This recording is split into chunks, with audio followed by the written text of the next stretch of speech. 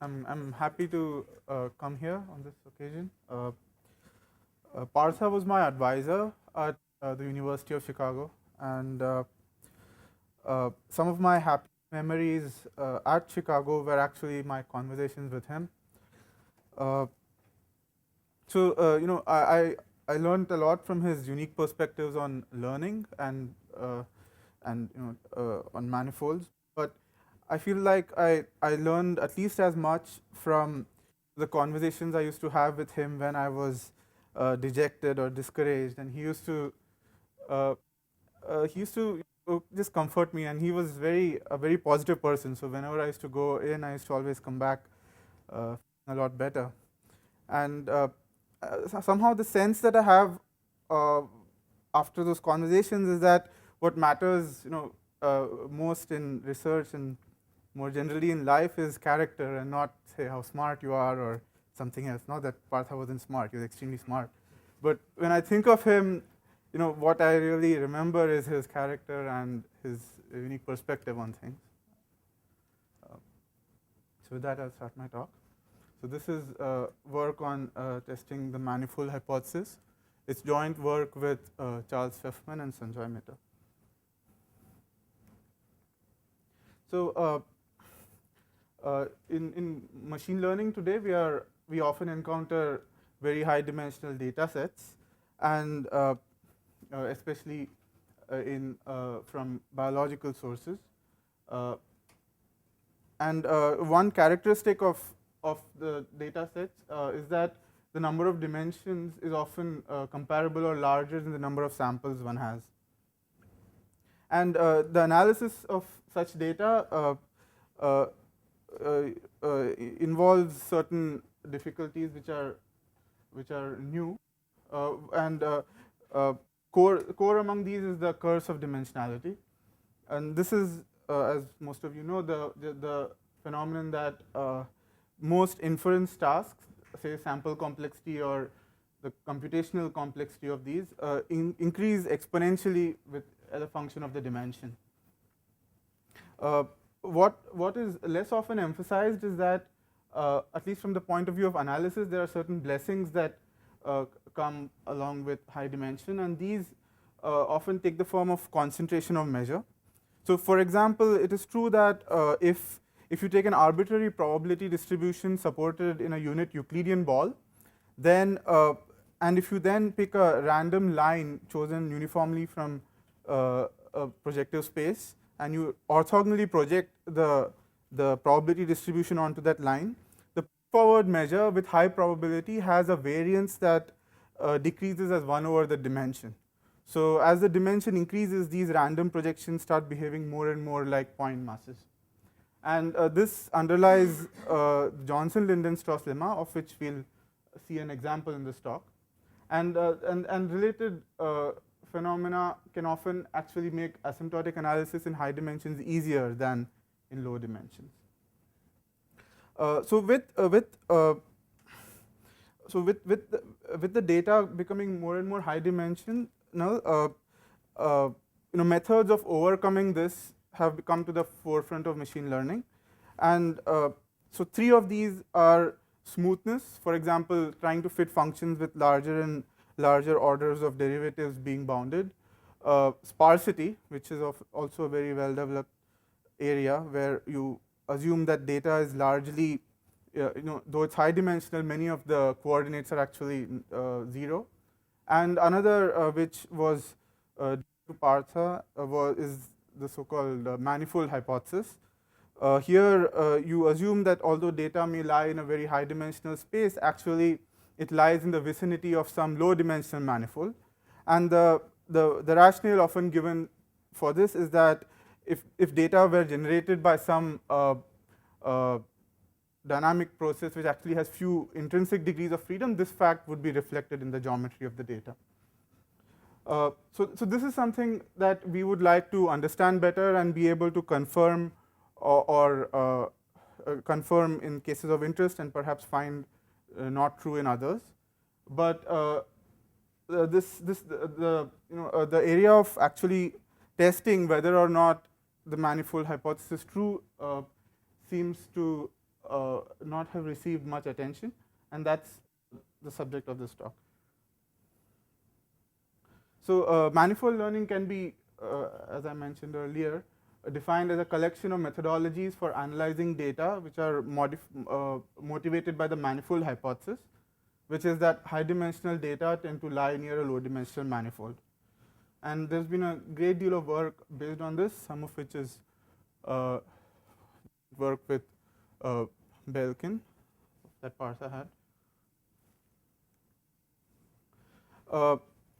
So in order to understand when the manifold hypothesis is true, one should also look at what is the best or what is the representation one is using. This is not the subject of this talk, but I feel like when I'm asking, when I'm dealing with this question, I should also just mention that the representational issue is very important. And for example, if you have a camera moving over a scene that is very cluttered, though the motion of the camera may be smooth, the actual data that you obtain may not, in say an L2 sense, look like a manifold. On the other hand, there may be other ways of looking at the data where it does look like a manifold. But I'm not going to look at that part of the question right now. I'll only ask whether there is a manifold in ambient space for one fixed representation of the data. And I'll define the question more precisely a little later. So before I ask the question, does data lie near a manifold, I need to specify some characteristics of the manifolds we'll be looking for. Otherwise, we'll run into trouble due to overfitting. So one of these is the reach, which is the reciprocal of the condition number that we have heard about in this workshop. So it's the largest number such that if you take a point at most that distance from a manifold, then there is a unique point on the manifold which has that distance from M. So here is a curve with large reach, and this is a curve with small reach.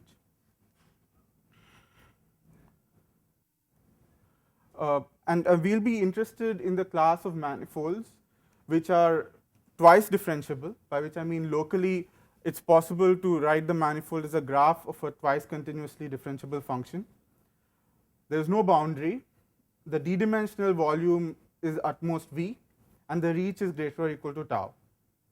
And by the question, does data lie near a manifold, we will mean does data lie near a manifold possessing these characteristics.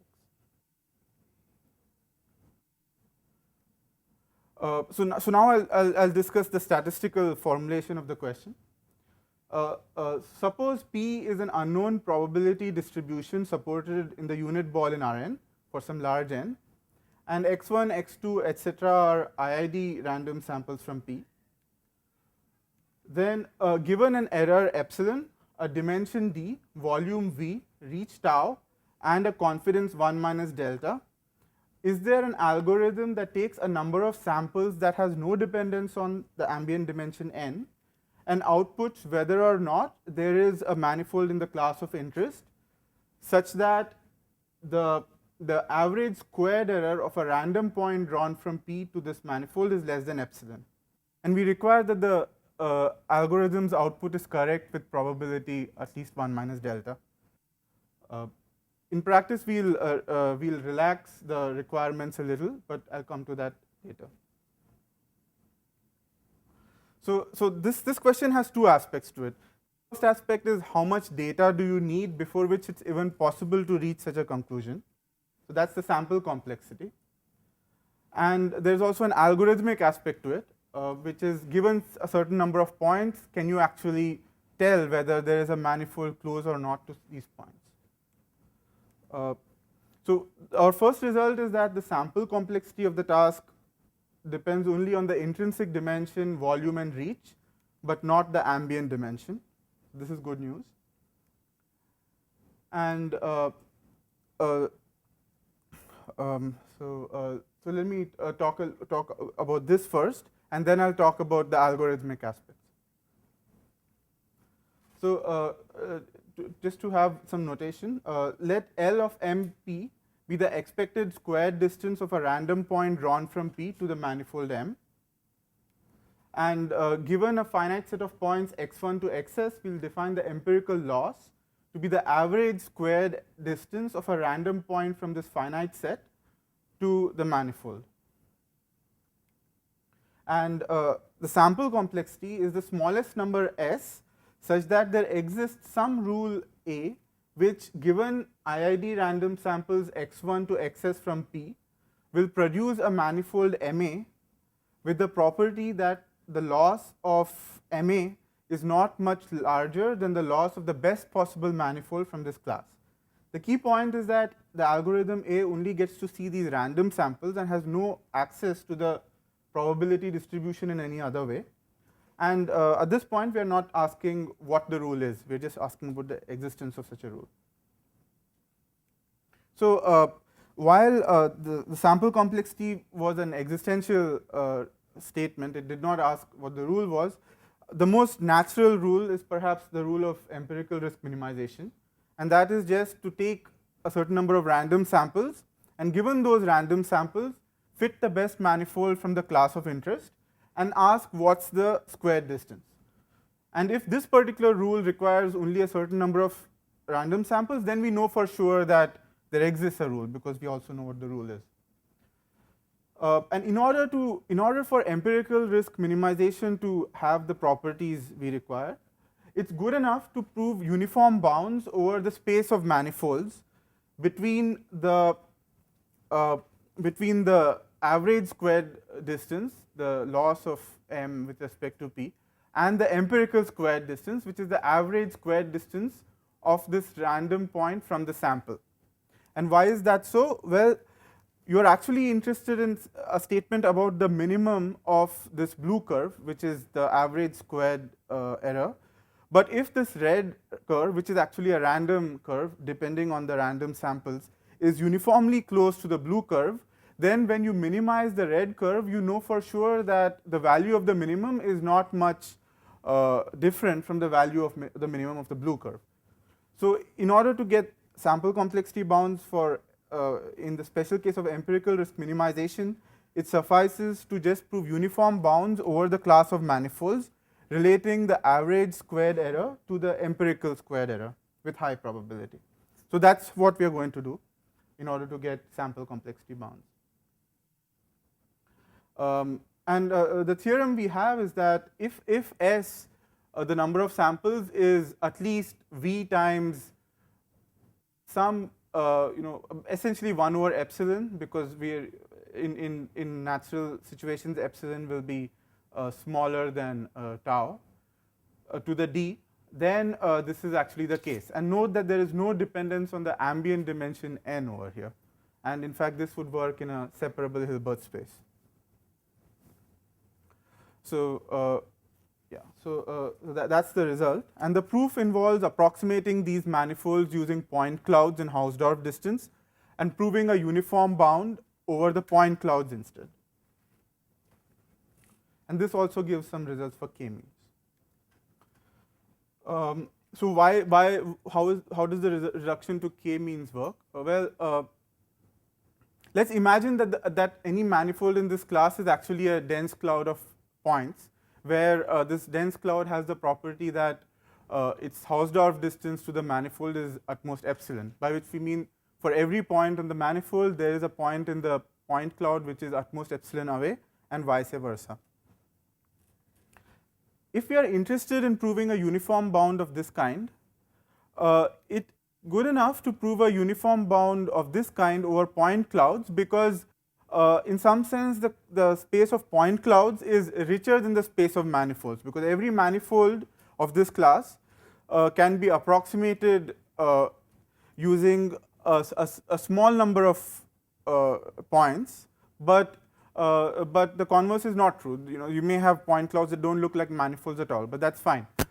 So one important point here is that you can always approximate a manifold in this class with roughly the packing number at scale epsilon number of points, and the reason this gives a good upper bound on the size of these point clouds is that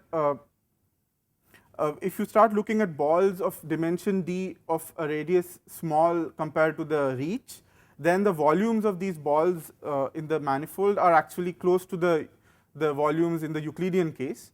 And since we have an upper bound on the volume of the manifold, we get an upper bound on the number of disjoint balls of radius epsilon that you could pack inside such a manifold. And that bound does not depend on the ambient space, it's entirely intrinsic. And so now we'll proceed to get uniform bounds over point clouds. And this is actually just the question of uniform bounds for k-means, because when you take a point cloud and look at the squared distance to the point cloud, that's exactly the k-means objective function. The k-means objective function is the squared distance to the nearest point of these things. So now we want to prove uniform bounds for k-means. And what that means is that we are looking at the space of all possible k-tuples of points. And we are trying to say that if you pick a small number of random points from this unknown probability distribution, and you evaluate the k-means loss function for each of these k-tuples of points in the family, these will, with high probability, be uniformly close to the expected squared distance, or the true loss of k-means given k points. Now, the k-means loss function has the form minimum over I norm of x minus ai the whole squared, where x is a random draw from the probability distribution. But just by elementary linear algebra, in order to get a uniform bound over functions of this kind, it suffices to obtain uniform bounds over functions of this kind. And these functions look like, so if your ambient space were two-dimensional, these functions look like piecewise linear functions, but the minimum of linear functions. So these look like pyramids. And what we are asking is how many random samples do you need before uniformly over all of these pyramids the expected squared value of this, the expected value of this function is close to the empirical value obtained by taking the average using the random sample. The usual way of proving uniform bounds of this kind is to obtain some kind of bound on combinatorial dimension. So this, in our case, is the fat shattering dimension. If you have a class of real valued functions, this assigns a number at a scale epsilon to how complicated that class is. And it's defined as follows. So suppose you were to be looking at functions from a certain domain to R, then it is the largest number S such that there exists some S points and some corresponding thresholds which may be different for every point, such that there exist 2 to the S functions which have the property that for every choice of up, down, up or down, that function actually goes above or below the corresponding threshold by at least epsilon. So there's some sort of full oscillation. And this is a measure of how complicated the class is at a scale epsilon. And using results from empirical process theory due to Dudley, Rudelson, Varshinin, and Bousquet, Boucheron, Lugosi, it can be shown that that S is at least 1 over epsilon squared times is at most 1 over. So if S is sufficiently large in this sense, then the uniform bounds we are looking for hold. These results actually are very non-trivial, and this appeared in the Annals of Math recently, or not very recently, 5 years ago. But they can be put together in a routine manner to get this. So we also require a notion of a complexity for 0, 1 valued functions. The VC dimension is actually probably the first notion of this kind that one encounters, is the largest n with the property that if you have n data, that there exists some n data points such that all n partitions of these into 2 parts can be achieved using class boundaries of the function class. And in particular, if f were to be indicators of half spaces, then the VC dimension is at most d plus 1. This is known. Um, and if for as the number of samples becomes larger and larger, a small VC dimension also gives you a bound on how many possible ways there are of partitioning these S points, and that the logarithm of that number is VC dimension multiplied by log S. This is from the Sauer-Schillath lemma. Our main contribution in this part is to use the Johnson-Lindenstrauss lemma to better understand the fat shattering dimension. So what we do is, if we are interested in looking at the fat shattering dimension corresponding to S points in the ambient space, what we instead do is we take a random projection onto a log S over epsilon squared dimensional space and analyze how many ways there are of partitioning that using the function class of interest. And the reason why this is feasible is that the Johnson-Lindenstrauss lemma says that if you were to have a slab of thickness epsilon separating two classes of points, when you randomly project them onto a log S over epsilon dimensional space, this continues to hold with some constant factor decrease in the slab. And so this allows us to transfer the complexity of the function class on the ambient space to the complexity of the function class defined on a low dimensional space. And we are dealing with the same question on this low dimensional space, but the advantage is that now we can use the VC dimension, which only works for the low dimensional space if you're interested in getting good bounds. And the VC dimension allows you to get a bound of the form k over epsilon squared log squared S over epsilon. And now one can fit this back into that result obtained using various results from empirical processes, and it gives us a sample complexity of k over epsilon squared log to the 4 k over epsilon. And this is a question that people have looked at independently. Bartlett, Linder, and Lugosi had a lower bound of k over epsilon squared, and an upper bound due to Maurer and Pointil quite recently has the form k squared over epsilon squared. And our result is, in most regimes of epsilon, much closer to the lower bound than it is to the upper bound. So as a corollary, if you pick a certain number of points that does not depend on the ambient dimension, and then you want to test if there is a manifold such that the average squared distance of a point from the probability distribution to M is small, it suffices to pick only this many points and then test if those samples are small. Those samples are close to the manifold in squared distance. And a further advantage actually is that now even the searching process of searching for the right manifold can be restricted to the affine span of these points. This is the case because if you take those epsilon covers that we spoke of a manifold with a volume at most V and reach at least tau, then you can look at the affine span of these points and orthogonally project the manifold onto that affine span. And because of the reach conditions, we know that this image will be close in Hausdorff distance, but it also will have very similar reach.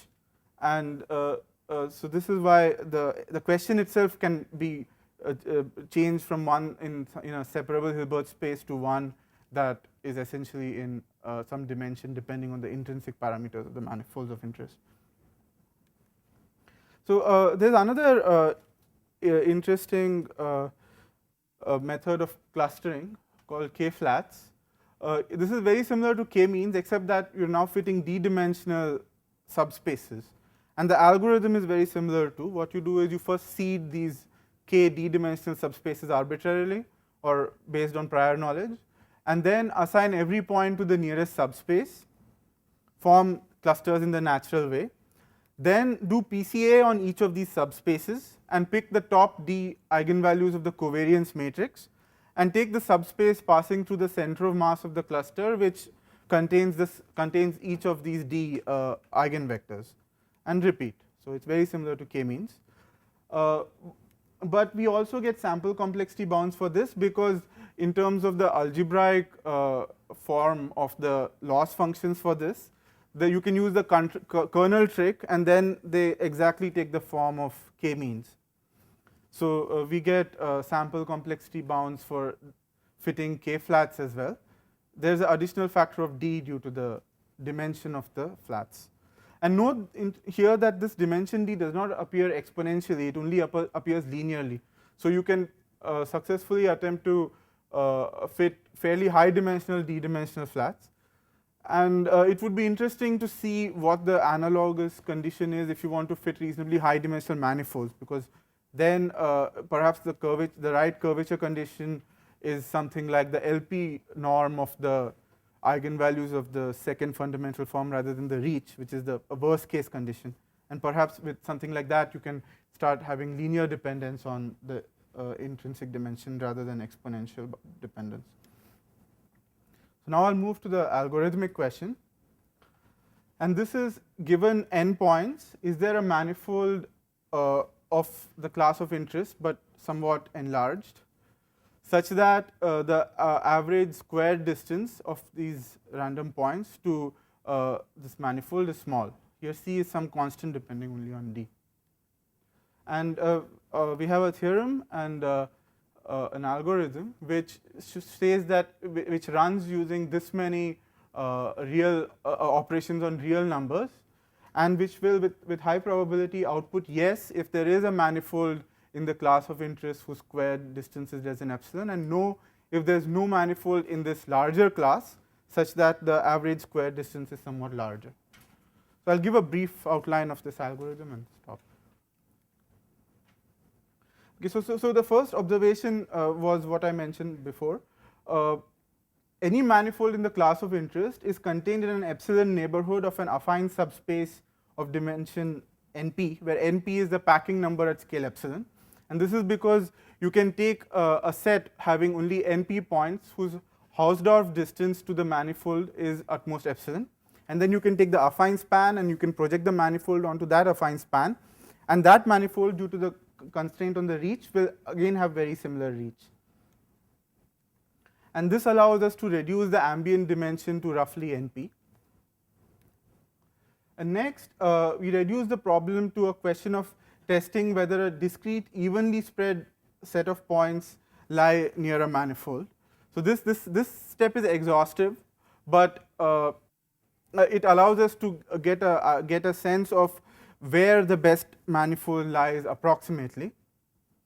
And this is a synthetically constructed core set for the manifold, if you like.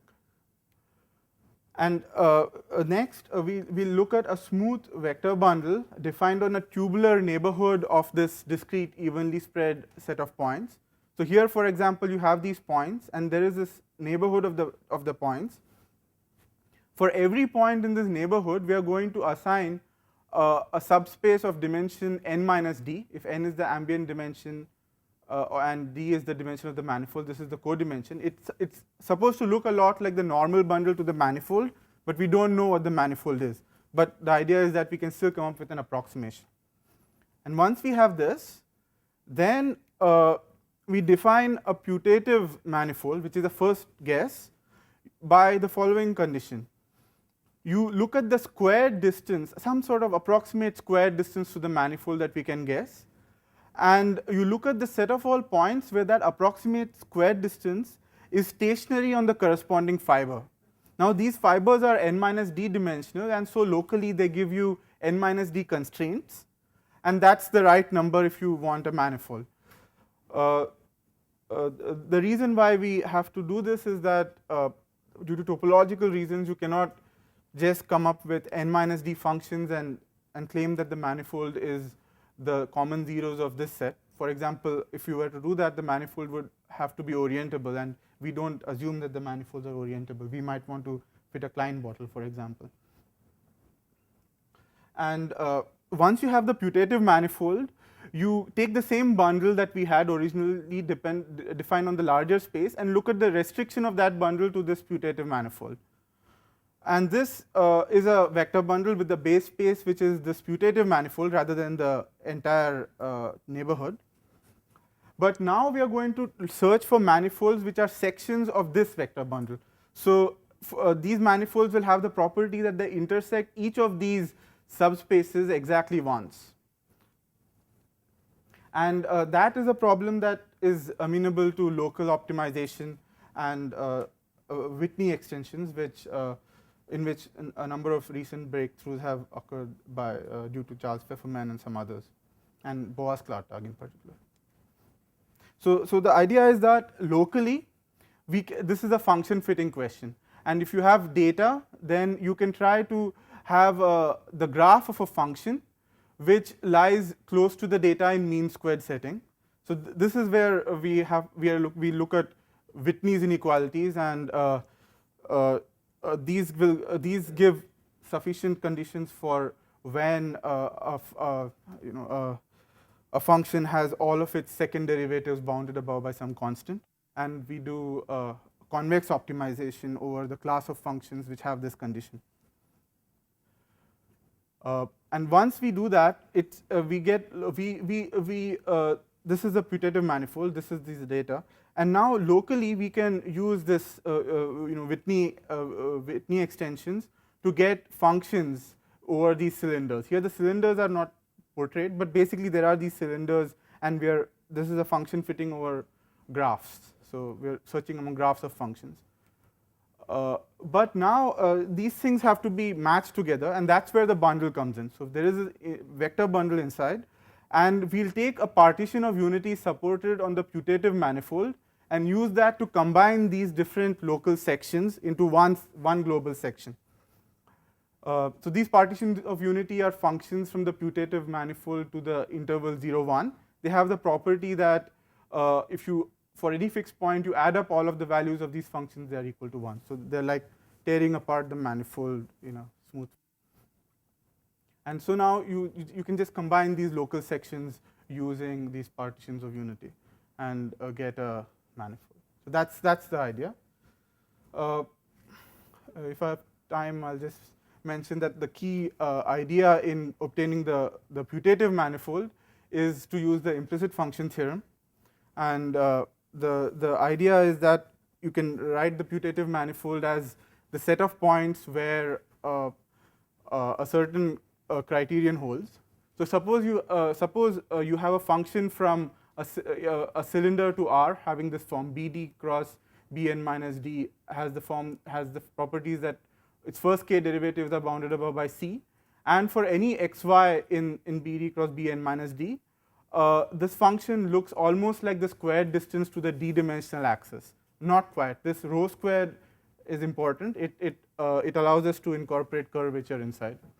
So then the result is that if rho is less than some controlled constant depending only on k, d, n, and c, where c was this c, then for some other controlled constants c, c prime, and c double prime, the set of points at which the gradient of f is orthogonal to the n minus d dimensional subspace obtained by taking the Hessian of f at the point and then taking their eigenvectors and looking at that span, is a manifold whose reach can be controlled, is at least c tau. And secondly, if you look at the disk bundle over this set, where each fiber is a disk of radius c and is a subset of the corresponding span of n minus d eigenvectors, then this bundle injectively embeds in Rn. So what that means is that no two of these disks actually intersect. And furthermore, one has control over the first k minus 2 derivatives of this disk bundle. So this is the key a key point here. It allows us to define the putative manifold with control over its properties. And I think that's I'll just conclude. So we discussed a theoretical algorithm for testing the manifold hypothesis and some improved sample complexity bounds for k-means and k-flats. Some future directions that I'm interested in are to make such an algorithm practical, at least perhaps motivated by it, if not a faithful implementation of it, and develop non-parametric variants of this where one allows tau, d, and v to vary, and improve the efficiency. So it seems like one should have better methods of optimizing over sections of these vector bundles than just do these things locally. And if you were to understand this theory better, it seems like there would be the role of topology of the manifold has to be understood better. For example, perhaps the fundamental group appears in some way. So, okay, thank you.